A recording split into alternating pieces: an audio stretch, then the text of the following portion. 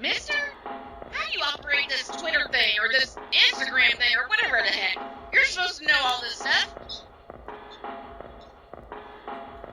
Anyway, welcome back to the show. Welcome back to this edition of Snowman in the Morning. We are glad to have y'all with us, and I'm happy to have Michael Washington with us again this week, my weekly football guest. How are you, brother? Good. How you doing, brother? I'm doing good, man.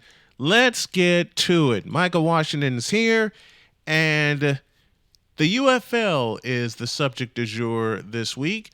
And we begin with this. Chase Garbers from the San Antonio Brahmas to the injured reserve. How big of an injury is that for them?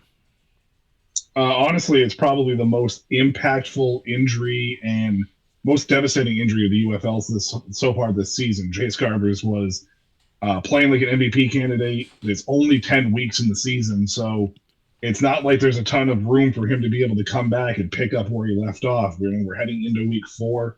And it's big. It's big because right now the XFL division conference is kind of wide open. Like Arlington's 0-3, but overall after that, it's really jam-packed at the top. And San Antonio had a 2-game lead, I believe, or a 1-game lead on DC. So this is a huge loss for San Antonio. So far, how do you think the UFL has been? I think it's been fantastic. I mean, I think the merger at first was on shaky ground because you didn't know what to expect. And whenever you lose 8 teams, you feel for the players and you feel for the personnel, the coaching staffs, and all that stuff that were in there. But now seeing the quality of play, awesome players that are, seeing this competition level shake out has been really good to see. And it's growing. It's growing That's all you can ask for. It's growing on me, too. I mean, I love watching it. I love seeing games go down to the wire like it did in St. Louis last week. And, of course, the Battlehawks pick up another win, 31-24. Is St. Louis, what do you think are your dark horse teams going into week 4? Well, San Antonio was a little bit of a surprise from the beginning of the year. And so they're not really a dark horse anymore because I think Chase Garbers the injury might eliminate them completely. Right now, it's hard to tell. I think Memphis, if they can get the offensive line situation figured out in case Cookis can get into a rhythm, I think that they might be able to compete. But it's going to be hard for anybody to knock off Birmingham. The Birmingham Stallions still ruling the roost. We'll get to them in a few minutes. Talk about Greg Williams and this DC defense. The D is for defense in DC, man. Normally, yes. This is the weakest part of the DC defenders. And they literally might have the best team in the XFL if it wasn't for the defense. Greg Williams is a fantastic defensive coordinator. I don't want to take anything away from him by any means. Mm-hmm. But he's overly aggressive at times when he doesn't need to be. And he relies so much on gimmick blitzes that if they don't get there, the secondary is exposed. So DC is really in a tough spot where they need to figure out how to adjust to that. And I just don't know if Greg Williams has that. How do you think they fix the problem? Because there's only, as you mentioned earlier, there are only 6 weeks left in the season, and this was a team that were, in the eyes of many, myself included, would be strong contenders because, remember, they played in the XFL Championship last year, and they were considered to be strong contenders for the title again, but then, like you pointed out, there's this problem with the defense. What kind of adjustments do they need to make? Well, I mean, for starters, they're still 2-1. But it hasn't been a pretty 2-1. Right. They had to come back from behind last week to get a victory. The week before, they came back from behind. So the 2 victories that they've had have been relying solely on the offense doing what they were supposed to do. Mm-hmm. They've kind of won in spite of this defense. Yeah. they need to find a way to get these linebackers a little more involved, but they might need to find more athletic linebackers that can cover in the middle of the field too. Because with the way he blitzes, it exposes everything. Athletic linebackers are the thing nowadays, and I've seen athletic linebackers most of my life. Mike Singletary, Ray Lewis, of course. Now, of course, with the 49ers, Fred Warner, just as a couple of examples of athletic linebackers. And for me, Mike Singletary broke the mold as an athletic linebacker. You know, Mike Singletary, of course, out of Baylor, made that 85 Bears defense sing. Now we got this. One of the best gimmicks, I think, in football right now, the 4th and 12 rule. When we talked in pre-show, you wanted to talk about this, and I see that smile on your face. What do you think of this rule? This rule's fantastic. First and foremost, this is the most exciting rule in football, as far as a new rule is concerned. 2 weeks now in a row, we've had a team score a touchdown, bring it within one score, opt to the 4th and 12, succeed, and then win the game. And that was DC last week and St. Louis the week before. Yep. So you have two teams that have shown that this 4th and 12 rule works way better than the onside kick. It does. It does. Think the NFL will adopt this rule to eliminate the onside kick? I certainly hope so. Yeah, I hope so. I hope so too, because I caught that 4th and 12 that St. Louis converted to walk off against San Antonio and send 40,000 people into a delirium. And of course, this year the championship will be decided in St. Louis. What if St. Louis hosted the UFL championship? Do you think they'd open the whole dome? Well, let's be honest. They are hosting it. But if St. Louis gets there, they would have to open the whole dome. I think so. Because I think that city would burn.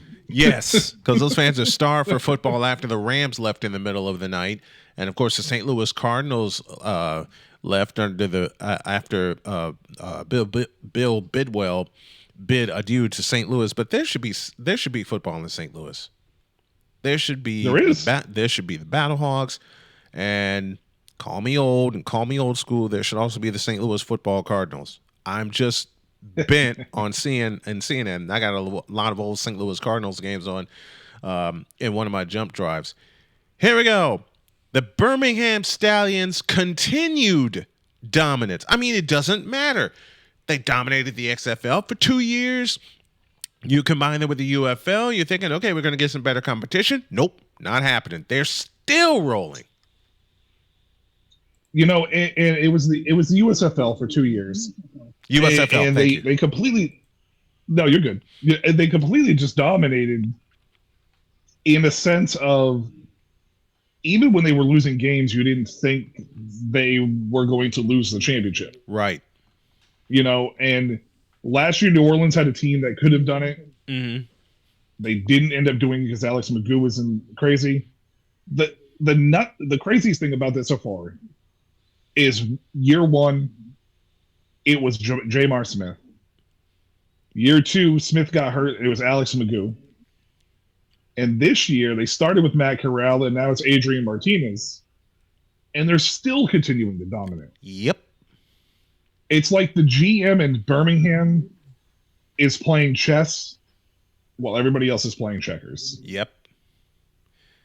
Oh, boy. I had a feeling coming into this year when a lot of people asked me, what I thought of the UFL and who was going to come out on top. The first team I thought of was the Birmingham Stallions. They were that way in the USFL. They're this way now. And like you said, they're playing chess while everybody else is playing checkers. It's like you could plug they've dealt with devastating injuries where Jamar Smith and, of course, Alex Magoo came in. Matt Corral's down, and Adrian Martinez. Adrian Martinez has put a charge into that offense, hasn't he? The mobility, man. You cannot understate how good a quarterback's mobility is when you use him correctly.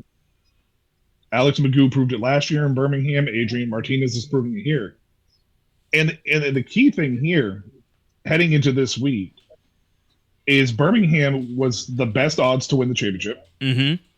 They're playing DC this week, who was the second best odds to win the championship. Right. It's an early year matchup, and I don't want to say it's make or break for DC, but this is going to prove whether or not they're going to be a championship caliber team. It really is. Let's go into our game previews presented by BetUS.com. First, we start in St. Louis, the Memphis Showboats and the St. Louis Battlehawks. And each record that St. Louis sets for attendance is going to be broken the next home game. They had over 40,000 against San Antonio, and now Memphis comes in. It's a 12:30 kickoff, 11:30 Central Time. They are going to be wrapped around the corner to see this one. Yeah. And St. Louis is walking into this situation with an opportunity, knowing that San Antonio with Chase Garbers, as unfortunate as it is, opens that second spot up, maybe even that first spot up. Yeah. For the XFL conference. Memphis, on the other hand, was a team that I had a lot of hope for in the USFL conference. But a 1-2 start is and a late collapse 2 weeks ago, sorry. Yeah. Is huge for Memphis. And going into St. Louis, I don't think is the right time. It's terrible timing for Memphis. Yes. And unfortunately, I just don't see Memphis pulling this upset. And I think A.J. McCarron, who they love in St. Louis, is going to go absolutely nuts on this defense. I mean, you can tell by the body language of the Memphis Showboats that their guards are down. And then you're walking into that, and at least 40,000 people in St. Louis, you're walking into that trap? No, thank you. Yeah, that collapse 2 weeks ago was a confidence killer for Memphis. And last week they had a chance, and you saw that the defense didn't respond. Yeah. And Birmingham just steamrolled them. Yeah. Boy, oh boy, the Birmingham Stallions. But I got the Battlehawks winning this one, and I got them winning this one handily, going away against Memphis team, as you mentioned, with a lack of confidence. Let's go to Birmingham, as a matter of fact. They face the D.C. Defenders. That's a 7 o'clock kickoff, and D.C. better beware. As a Defenders fan, I want to take the Defenders in this game just because I'm smarter than that. Unfortunately, I feel like Birmingham, I don't think it's going to be as easily as they did in Memphis last week. Right. But I still feel like that offense is just too good for Greg Williams' defense. It's so questionable. Too good. And unless they can tighten it up, the Defenders, I don't think, are going to stand a chance. Too good and too mobile is this Birmingham offense, and so many parts are gelling so well in Birmingham. That's a 7 o'clock kickoff. Then we have a doubleheader on Saturday. The Michigan Panthers in San Antonio take on the Brahmas. We talked about Chase Garber's injury. You got a Michigan Panthers team coming in. That's also a 7 o'clock kickoff. This seems even to me, especially now with the loss of Chase Garbers for San Antonio. Yeah, and with the way E.J. Perry played last week for Michigan, really showed why they stuck with him. You know, Mike Nolan was under fire for the first 2 weeks because A.J. Perry was looking terrible. Last week, put that together. He was the all-star of the game. And, you know, with Chase Garbers down for San Antonio, it's going to open the field up for the USFL conference for Michigan to get a win here and kind of put pressure on the other USFL teams not named Birmingham, basically. Yeah. That's about what it looks like. Let's finish off the schedule. The Arlington Renegades at 0-3 take on the Houston Roughnecks in the Battle of Texas. That's Sunday. That's a 2 p.m. Eastern kickoff. Take a look into your crystal ball. What do you see for this one? Two teams that are struggling right now. Arlington's been more competitive than Houston, but Arlington has not been able to finish games. So unless they can put it together, this could be another surprising upset. And Arlington, the XFL champions, could be 0-4. Now, I don't think that's going to happen because I think Houston, unfortunately, is not as talented as the other 7 teams overall. Right. They have a lot of talent. It's just I don't think it's as balanced. And Arlington needs this win. And they started off last year really slow. Mm-hmm. And I feel like it's the same thing. If they get streaky, though, they could be dangerous in that XFL conference. And for the Roughnecks, just being in the USFL conference, if they go to 0-4, it won't eliminate them mathematically, but I think it eliminates them. Yeah, and you're talking about an Arlington team, like you said, started slow last year and wound up winning the darn thing. Wound up winning the whole. They went 4-6 going into the playoffs. Went 4-6 going into the playoffs, knocking out St. Louis because of a tiebreaker rule, the points difference. Yep. And they run the table.